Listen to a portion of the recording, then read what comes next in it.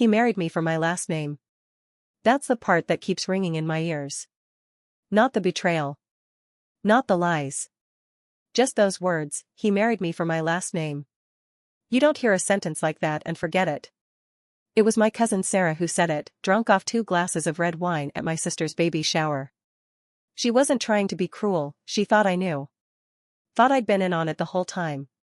The way she said it, like it was a given. Like everyone at the table knew the truth except me. That night, I stared at him while he slept. His mouth slightly open, the soft sound of his breathing filling our 2 big master bedroom. I watched him like a stranger. And I kept asking myself, how long had I been asleep too? I met Nate in line at a bookstore. Classic meet cute. I dropped a copy of East of Eden and he picked it up. One of my favorites, he said. You don't strike me as a Steinbeck girl. I asked what I looked like, then. He smiled, slow, deliberate. A Fitzgerald woman. Sharp edges. Velvet voice. We got coffee. He asked about my family, and I thought he was just interested. I told him about my father's real estate firm, my mom's charity work, my older sister's perfect little family in Connecticut. He laughed at my jokes. He held eye contact. I thought I was lucky. Looking back, it was like watching a magician.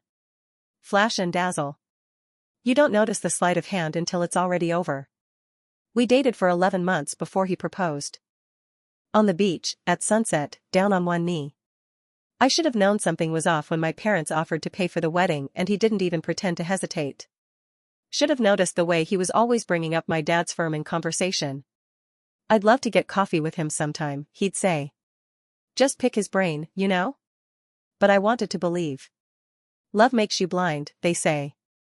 But it's not just blindness, it's willing blindness. I closed my eyes and leaned in. We got married in the Hamptons. White tents and chandeliers hanging from trees. It was beautiful. Picture perfect. A curated dream. My father called it the wedding of the season. My mother cried during the vows. Everyone said we were made for each other. I said, I do. I didn't know I was saying it to a ghost. It started unraveling slowly. A credit card bill I didn't recognize. A late-night phone call that ended the moment I walked into the room. A whispered conversation with my sister that stopped cold when I got too close. Then that night at the baby shower, when Sarah's wine-loosened tongue broke the dam. He got what he wanted, right, she said. Marrying into the Reynolds family is practically a career move.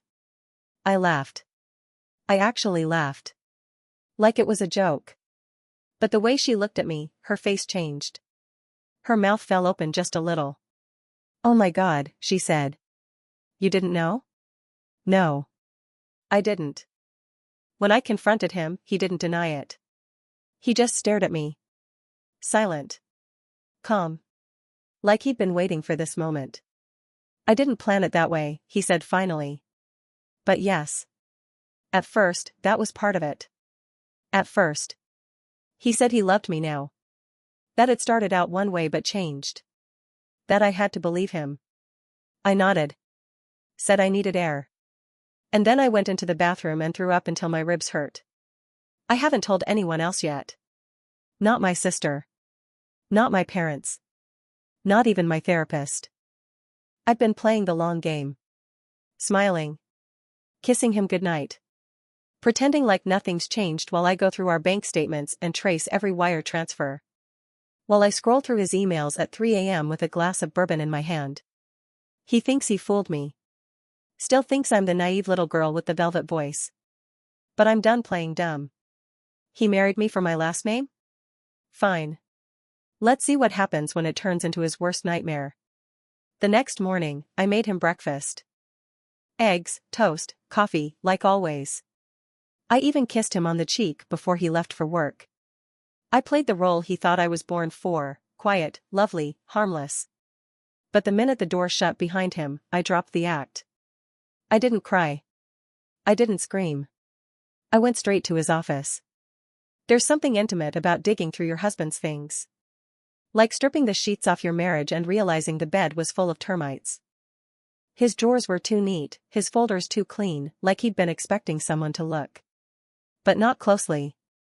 He'd left his laptop open. Password protected, of course, but I knew him. His ego was predictable.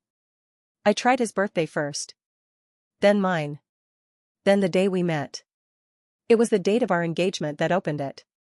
The first thing I looked for was our finances. We'd kept separate accounts, mostly by my insistence. My father always taught us girls, trust your heart, but lock up your wallet. I used to laugh at that advice.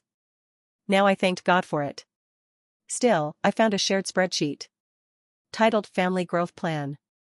Neat, color-coded, full of targets and dates. Mortgage plans. Investment goals.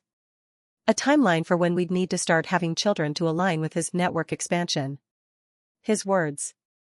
Network expansion. Not family. Not love. Not building a home. He had listed out key contacts of mine, my father's partners, the wives of board members, even my college roommate who worked at a private equity firm. Names, companies, notes. Worth following up. Get dinner with Julia, mention startup. I stared at that document for over an hour. Not because I didn't understand it. Because I did. That night, I smiled at him over dinner like nothing had changed. He told me about his day. Some deal that was on the edge but might close soon. I nodded, asked questions. He told me I was glowing, asked if I was finally coming around on the baby idea. I laughed and said maybe. He looked so relieved I almost pitied him. Almost. Over the next few weeks, I became someone else. A good wife. A better actress. I kept my voice soft and my eyes wide. But I also made copies. Bank statements. Emails. Texts. I got into his iCloud account and downloaded everything I could find. I started seeing a lawyer. Strictly off the record, for now. She was sharp-eyed, hard-voiced. The kind of woman who'd eaten men like my husband for breakfast. She told me to keep gathering. She told me to be patient. Build the case, she said. Don't just blow it up. I nodded. I wasn't going to blow it up. I was going to bury it. Then came the video. I didn't mean to find it. I was scanning through his call history when I saw a saved voice memo titled Prep Call Martin. Curious, I clicked. It was recorded 2 months before our wedding. Nate was on speakerphone. Talking to someone named Martin, an old business school friend, from what I gathered. She doesn't suspect a thing, Nate was saying. It's perfect. Her dad likes me, she's loaded, and once the papers are signed, I'm in. This isn't about love, it's about leverage. He laughed. I mean, come on. You know how it is. Marrying up never hurt anybody. I watched that video 3 times. Not because I couldn't believe it. Because I needed to memorize it. That laugh. That word, leverage. I saved the file under a new name and emailed it to myself from a burner account. Then I poured a glass of wine, sat in the dark, and stared at nothing for 2 straight hours. I wasn't heartbroken. Not anymore. I was focused. Every night, I lay beside him. His hand on my waist. His breath warm on my neck. And every night, I whispered in my mind, you think you're the one playing me. You have no idea what's coming. I started replaying our memories, one by one. Not out of nostalgia. Out of necessity. I needed to see the truth hidden inside them. I needed to untangle the fiction from the facts. And the worst part? Once I started looking, I couldn't unsee it. Like our first anniversary. He surprised me with a weekend trip to Napa, beautiful hotel, private tastings, dinner under the stars. I thought it was romantic. What I didn't know then was that my father had just signed a massive deal with a vineyard conglomerate. Nate had been reading about it in the business section all month. He didn't book Napa for me. He booked it for strategy. I remember sitting across from him at dinner, wine in one hand, candlelight flickering in his eyes. He said, "You make me better, you know that?" At the time, I thought it was the sweetest thing he'd ever said. Now I hear it differently. I didn't make him better. I made him connected. Even our engagement was a play.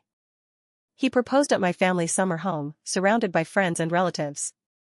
On one knee, with a ring my mother helped him pick. He cried. I thought that meant something. But now I remember what he said the night before, lying in bed beside me. "Do you think your dad's going to let me into the firm someday?" I laughed. Thought it was just a joke. Thought he was just nervous. God, I was so naive. I started watching him like a scientist studies a specimen. How he took calls in the other room. How he always checked the business section before asking how my family was doing. How he dropped names at just the right moment in conversations. The man I married was real. But he was never mine. One night, I found an old folder buried in his Dropbox. Labeled Plan A. It was a list. Plan A, marry well. Use contacts. Leverage network. Then below it. Plan B, start own firm. Leverage contacts if marriage doesn't hold. Not if the marriage ends. If it doesn't hold. He'd already built the exit strategy. Like I was a startup he could walk away from if the equity dried up. I didn't confront him. Not yet. I knew I'd only get one shot at this. So I started scripting it. The confrontation. The reveal. Not just for him, but for my family. For my lawyer. For the world, if need be. But I also started making copies of everything. Cloud backups. Hard drives. Printed pages in sealed envelopes. One set in my office drawer. One in a safety deposit box. One hidden in a suitcase in my sister's attic, though she didn't know it yet. If he wanted a war, I was going to give him one. But on my terms. He started to notice something was off. He'd look at me a little longer than usual. Ask if I was okay. Bring home flowers for no reason. Try to initiate sex more often, like he was trying to reassert control. I played the part. Smiled. Kissed him back. But I never let my guard down. He said once that I'd make a great mother. I smiled and thought, you'd make a great inmate. I didn't just want out. I wanted everything exposed. The emails. The recordings. The calls. The plan. I wanted my parents to see it. My lawyer. His friends. I wanted to take that smug little kingdom he built on my name and salt the earth beneath it. But I also wanted to be careful. Men like him don't go quietly. So I started documenting everything in a private journal, dates, details, quotes. I treated it like evidence. Because one day, that's what it would be. Not just betrayal. Proof. The truth didn't break my heart. It sharpened it. Like glass. And I was done walking barefoot through it. Some women fantasize about weddings. I started fantasizing about depositions. I'd imagine the look on his face when the lawyer slid a file across the table, opened it, and said, "Can you explain this?" I pictured his hands shaking, his mouth opening but nothing coming out. I'd daydream about his voice cracking under pressure, the confidence slipping from his face like makeup in the rain. I stopped picturing our future. I started scripting his downfall. It wasn't just the documents or the spreadsheets anymore. I began collecting the in-between moments. Things that wouldn't look like much to someone else, but meant everything once you knew the context. Like how he kept a separate phone he thought I didn't know about, burner phone, tucked behind books on his office shelf. The kind you don't use unless you're hiding something. Or how he'd meetings that always ended just before dinner, with no calendar invites, no follow-ups. Just him, looking smug, flushed like a man who'd gotten away with something. I cloned the burner one night while he was asleep. 3 texts in particular stood out. She's almost convinced. Be patient. Once I get the signature, we're good. After the trust clears, I'll be done. I read those 3 lines 100 times. After the trust clears. My trust fund. The one set to activate on our 3rd anniversary. The one I didn't even think he knew about. Apparently he did. The idea that he'd mapped out my money like a retirement plan didn't make me angry. It made me cold. Detached. Like a surgeon prepping for an amputation. You don't scream at the gangrene. You cut it off. And that's what he was now. Rot. I started seeing a therapist. Not for healing, at least not yet, but for cover. If things went sideways, I wanted a record. That I'd been trying. That I'd reached out. That I had documentation of emotional abuse, financial manipulation, subtle isolation. I don't feel like he loves me, I told her. How long have you felt that way? Since the beginning, I said. But I didn't know it until recently. She blinked. What changed? I stopped confusing the performance for the man. Every move I made after that was calculated. I opened my own private account. Transferred a small amount weekly, just enough not to trigger questions. I moved valuables into storage. Started using a P.O. box. Cancelled shared subscriptions. One by one, I peeled him off my life like gum from a shoe. He noticed, of course. Asked me if I was okay. Just trying to be more independent, I said. You always said you loved that about me. He nodded. Smiled. Kissed my forehead. The mask was still on. So was mine. I started rehearsing. In the mirror. In my car. In my head while brushing my teeth. The confrontation. The reveal. The way I'd open with a simple line, just to watch the blood drain from his face. I know everything. 4 words. That's all it would take. But I wasn't ready. Not yet. I needed the right setting. The right audience. The right kill shot. I got my parents involved, quietly. I invited them to dinner, told them I was thinking of starting a charitable foundation. My father perked up. That's a smart move. Gives you tax shelter too. Nate was all smiles. All charm. He poured wine, asked my dad for advice, played the good son-in-law. He had no idea I was baiting the trap. I mentioned the trust, casually. Nate didn't blink. But I saw it, the flicker in his eyes. A half-second delay. He was waiting. Waiting for the money to land before he left. Waiting for the final payout. I almost confronted him that night. I was watching him brush his teeth, humming some stupid tune, and I nearly said it. I know. I've known. And you're going to lose everything. But I held it in. Not yet. Soon. Revenge isn't loud. It's slow. It's precise. And when it lands, it's permanent. I picked the date 3 weeks in advance. Not our anniversary, not his birthday, nothing sentimental. Just an ordinary Wednesday. That way, when he looks back, it'll never feel safe again. No milestone to blame. No signpost. Just a regular day, like any other. And then everything changed. The lawyer and I met in secret. Conference room. Glass walls. Soundproof doors. She slid a thick folder toward me. Everything we need, she said. Paper trail. Timeline. Witness statements. We're ready when you are. I felt the weight of it in my hands. It felt like justice. My plan was simple, invite him to a family dinner. My parents, my sister, our family lawyer, everyone who mattered. I'd play the loving wife one last time. Toast to our future. And then I'd show my cards. All of them. But Nate wasn't dumb. He started getting suspicious. He'd watch me more closely. Ask more questions. Why are you working late so often? Why the sudden interest in trust law? Why did you take that call in the garage? The mask was slipping. For both of us. One night, I found him going through my desk. He claimed he was looking for stamps. The drawer didn't even have stamps. Just an envelope with my name on it, handwritten in my sister's blocky all caps. He said he didn't open it. I didn't believe him. That week, he started getting affectionate. The flowers came back. So did the texts. Little sticky notes on the mirror. You're my home. I love you always.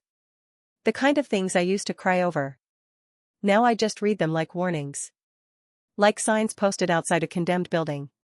Do not enter. He tried to seduce me. One night after dinner, candles lit, jazz playing, wine already poured.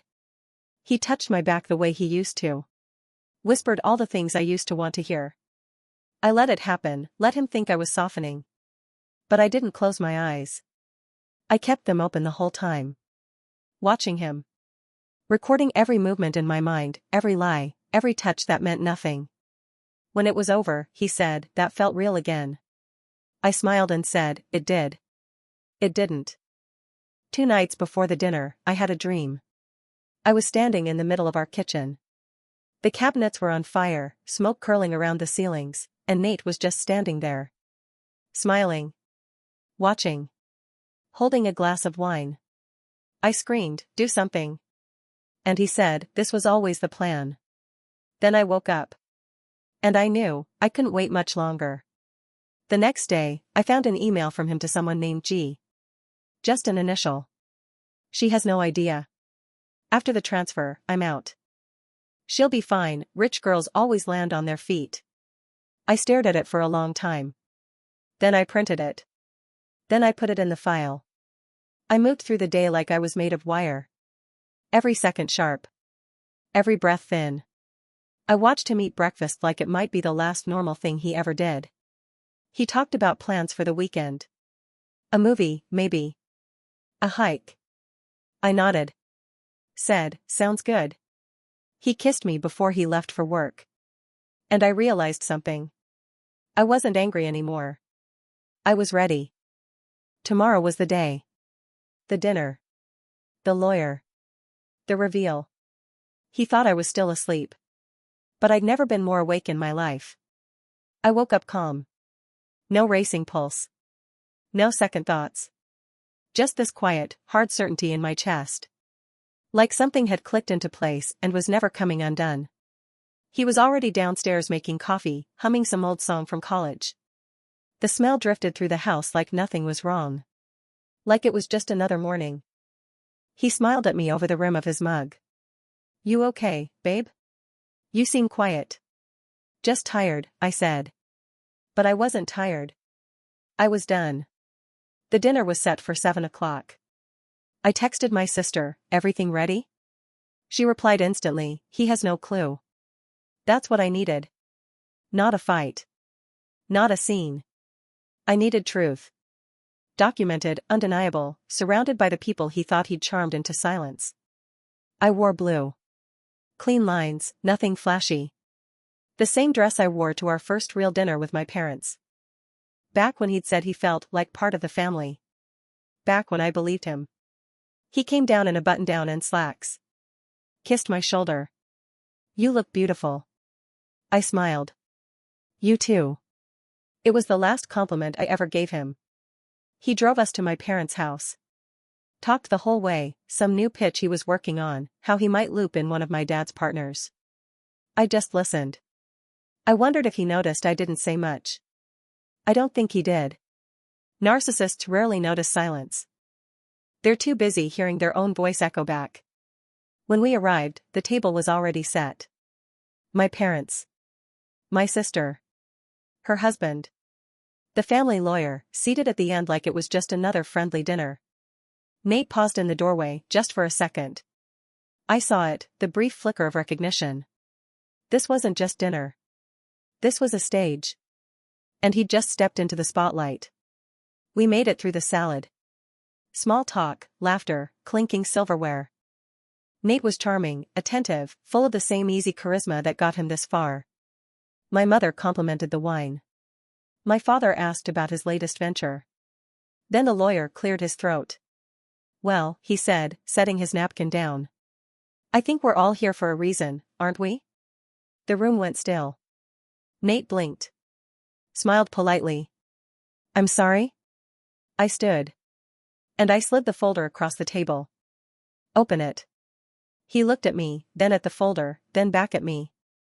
"What is this?" "Your playbook," I said quietly. "Your notes. Your fake rental agreements.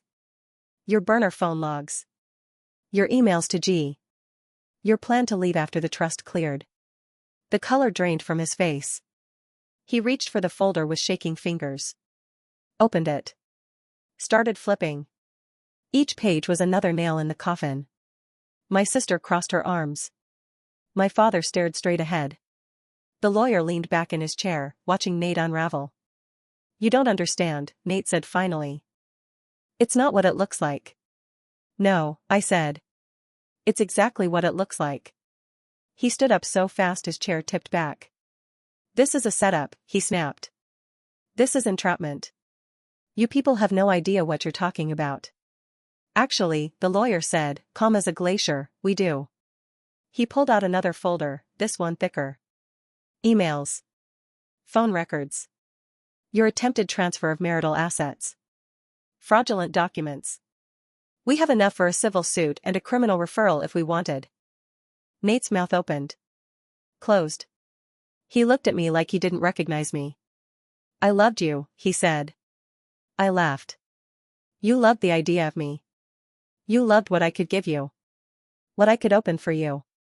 That's not true, he said, quieter now. You never even tried to love me, I said. You studied me. He tried to spin. Tried to apologize. Tried to make it all sound like a mistake, a miscommunication, a lapse in judgment. But the table wasn't listening. No one was. Because the mask was gone.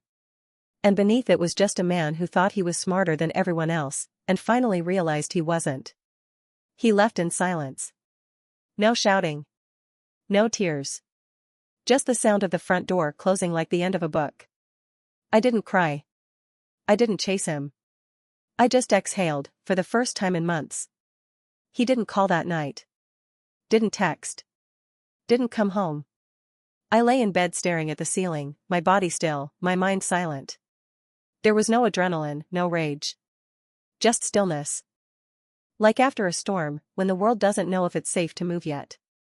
I got up around 2 a.m., made tea, and sat in the kitchen in silence. His toothbrush was still by the sink. His shoes by the door. But he was already gone. The next morning, I found a note on the counter. Not handwritten, he'd typed it, printed it. Classic Nate. Clean. Impersonal. I'm sorry it turned out this way. I didn't mean to hurt you. I just wanted a future that made sense. Maybe I went about it wrong. Maybe I'm not the monster you think I am. But I won't fight you. Do what you need to do. No apology for the lies. No ownership of the manipulation. Just that one line, I just wanted a future that made sense. And I realized, to him, I was a spreadsheet. An investment. One that had gone sideways. The lawyer filed the divorce paperwork 2 days later. Clean. Swift. Efficient. I had the documents in my inbox before lunch. Just like that, a marriage unraveled with less effort than booking a hotel room. He didn't contest it. Didn't ask for anything. Probably too scared of what we'd pull if he did. There was still enough in the folder to ruin him, legally and professionally. He knew it. I knew it. But I didn't pull that trigger. Not yet. Maybe not ever. Because the truth was, I didn't need revenge. I just needed out. People kept asking how I was doing. I gave them the answers they wanted to hear. I'm fine. I'm moving forward. It was for the best. And mostly, I believed it. But sometimes, late at night, I'd catch myself wondering, how much of me did he really know? And how much did I let him? I looked back on all the little things I'd compromised, the small parts of myself I'd handed over just to keep the peace. The restaurant choices. The vacations. The books I stopped reading because he found them too heavy. The way I'd laugh at his jokes when they weren't funny. The way I'd shrink, just a little, to make room for his ego.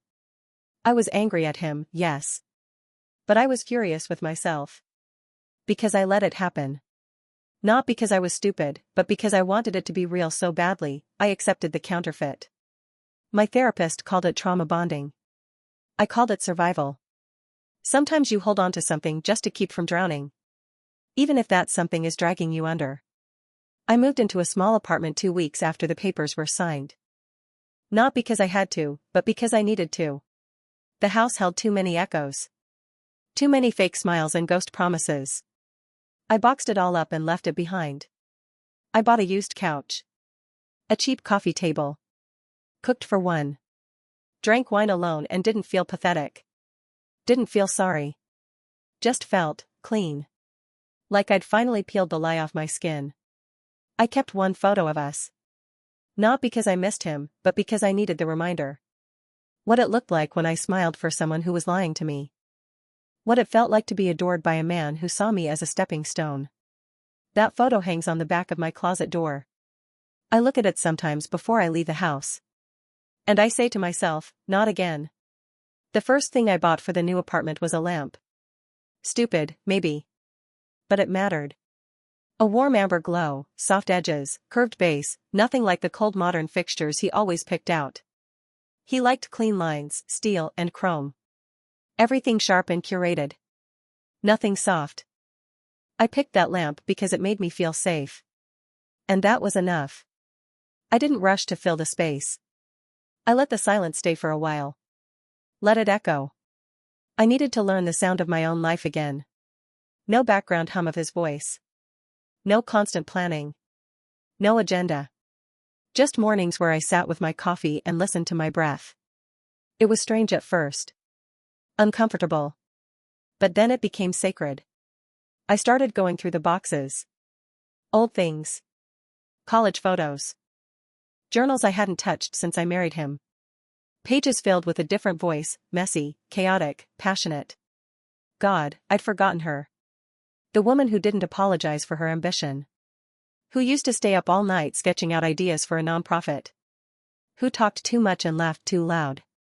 He'd never met her. He met the edited version. And I let her disappear. But now, alone, I started to hear her again. She was hoarse, yes. But still there. One day I drove past our old neighborhood. I didn't mean to.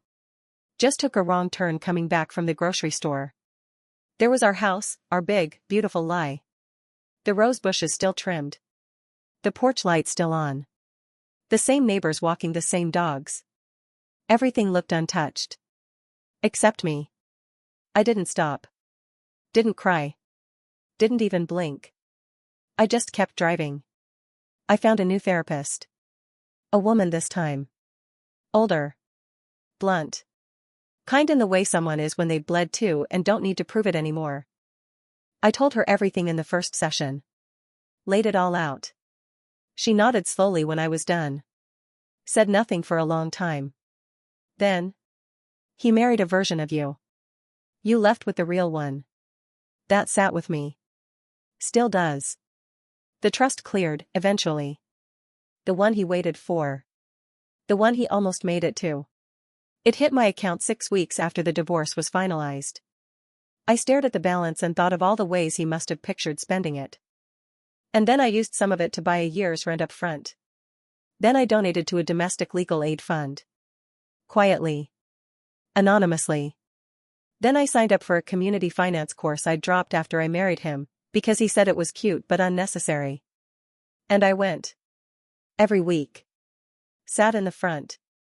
Took notes. And didn't shrink. I stopped following him online. Deleted the photos. Blocked the accounts. Let the silence between us stretch wide. Not because I wanted to punish him. But because I needed to stop watching him breathe just to remind myself I was still alive.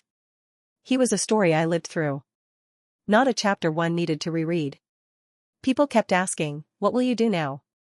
I gave them simple answers at first. Figure things out. Take some time. But inside, I knew. I was going to build something. Not a marriage. Not a performance. Not a brand. Something real. Something with roots. And this time, no one would use my name to climb. You don't just walk away from betrayal.